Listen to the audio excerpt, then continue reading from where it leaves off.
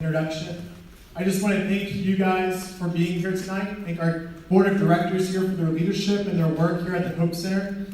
And just the leaders in our community that care about our community here in Marysville. Broken people often come together and create environments that produce broken children. Frederick Douglass once said it is easier to build strong children than to repair broken men. Our society offers its own challenges. We often hear about the increased rates of depression, anxiety, addiction, PTSD, and all other forms of some mental illness. We hear about the record number of divorces and the increased number of single-parent homes. We hear about the increased reports of abuse, bullying, and acts of selfishness carried out by our leaders, our corporations, some corporations, and some individuals within our community. We know people who experience loneliness despite our world becoming more connected due to our advances in technology. So how do we respond? What is the solution for our world, our nation, our community?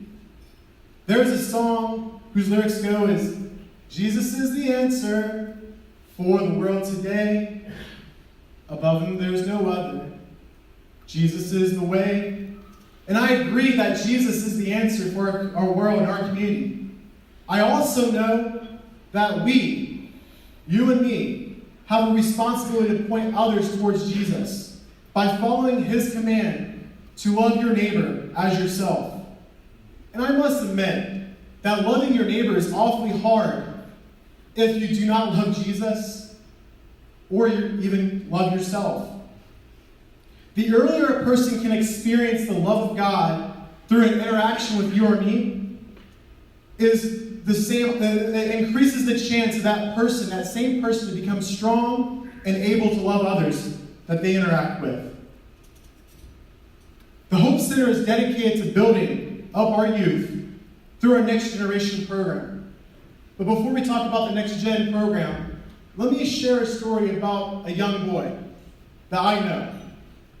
This boy, his life begins alone in a hospital crib, unaware of where life will take him. His mother checks herself out of the hospital and gives her son up for adoption. There's a great mystery about this child's background, his heritage. Who is his father? Does he have siblings? Does he have grandparents who are living? He transitions into foster care, unaware of his official status. He begins to bond with, adore, and love his caretakers. As time goes on, his family is unable to adopt him. But there's a young couple who attends the same church who is willing and answers the call. He is now adopted. The couple takes the child into their home.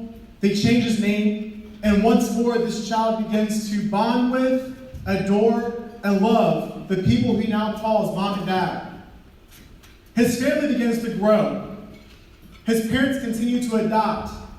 He now has a younger brother and a baby sister.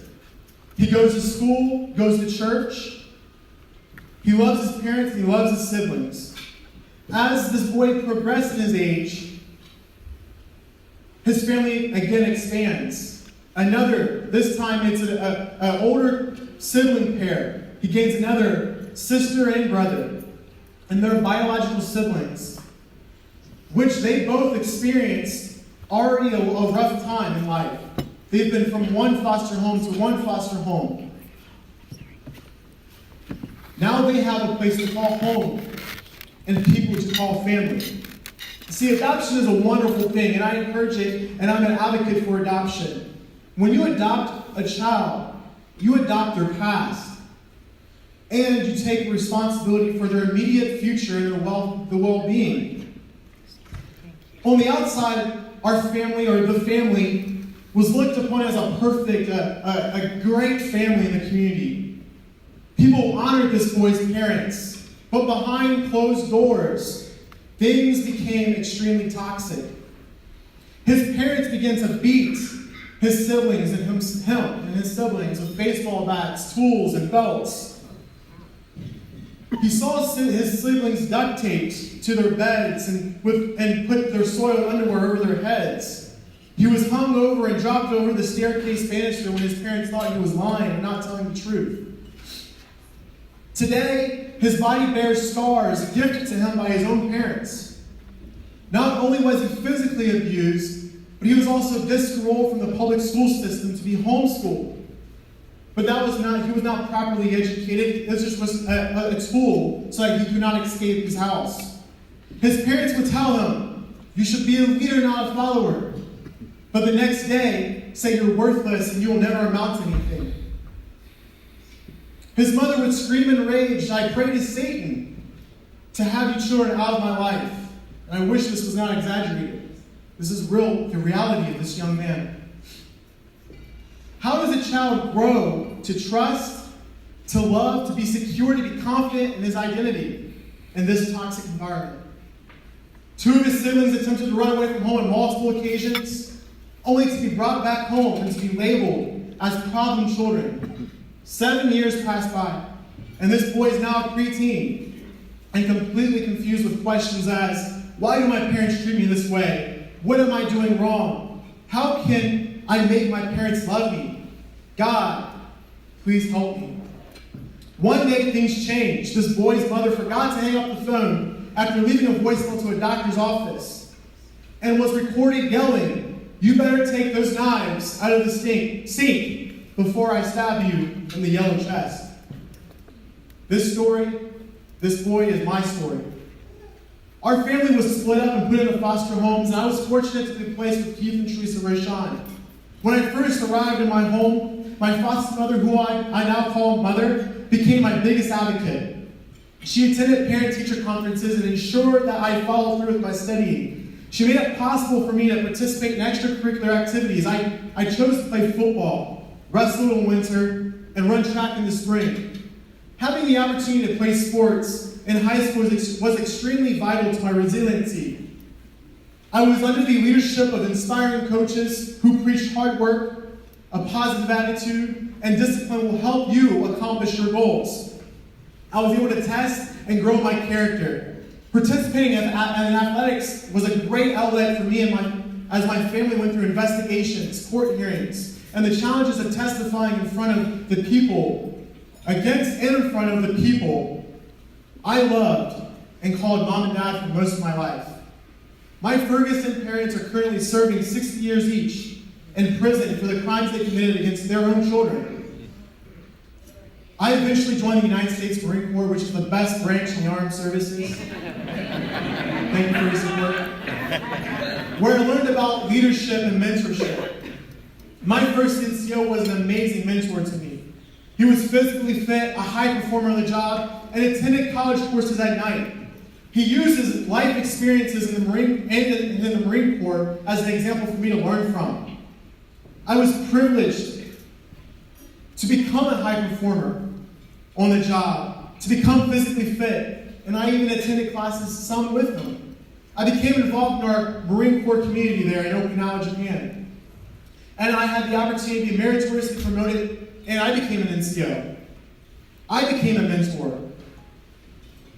I've since transitioned away from the military, and I'm in the process of building a quality life for myself and my family. There's my wife, Anita, right here.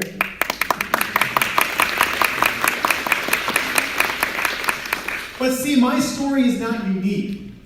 I'm not in a silo. There are many like it. Many children experience abuse, rejection, extreme poverty at home. Their challenges may be slightly different than the ones I've experienced, but the need for acceptance, the need for love, the need for healthy relationships are the same. There are children within our own community which are placed in situations that they do not deserve to be in, nor do they desire. Children want to be loved, appreciated, invested into. When children will love their parents no matter what they do. Right? We all love our families. Children will love their parents naturally, but abuse and rejection and abandonment can squeeze out their hope, can squeeze out their self-confidence, their will, their imagination. And when children do not find love, do not find a sense of security or appreciation at home, they will go out looking for it. When they search, what will they find? Will they find people who love God, exhibit God's love towards them? Or will they find themselves in more abusive and toxic, harmful relationships? Through the Next Gen program here at the Hope Center, we provide a place of refuge. As you saw in the video, Gage, who was looking for a place to have warmth, a community. There he continued his passion for basketball. He found a safe place for him and his friends to meet and form relationships with the volunteers and the staff. Gage's experience with the Next Generation department has already drastically impacted his life. Gage has seen the love of God exhibited through the lives of others in this room. The Next Gen program connects with other community partners to host special activities or programs or events to engage youth in arts, athletics, and the opportunity to connect with your peers in a safe and secure environment. Through the Next Gen program, the Hope Center recruits, develops, and connects mentors with teens within our community. In 2018, our Bowie mentoring program connected 22 teens with mentors. Isn't that amazing? 22 teens connected with an adult who sincerely cares about them.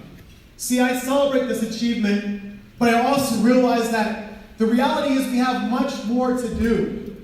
There are so many youth that are looking for someone to trust, someone who loves them, and someone who is passionate and will direct them and say, you have a future. We need more mentors so we can bring hope, love, and inspiration to the youth who are searching for it. The Hope Center's decision to invest in our next generation presents us here tonight with an opportunity to reverse those rates of depression, anxiety, addiction in our youth. It presents us with an opportunity to model how to love, to model how to connect, to model how to overcome adversity in front of our youth. It presents us with the opportunity for our youth to have a place of refuge, so they might have peace amid the storm. It presents us with an opportunity to share our faith and to point them to Jesus, who is the answer. It presents us with an opportunity to build up our youth.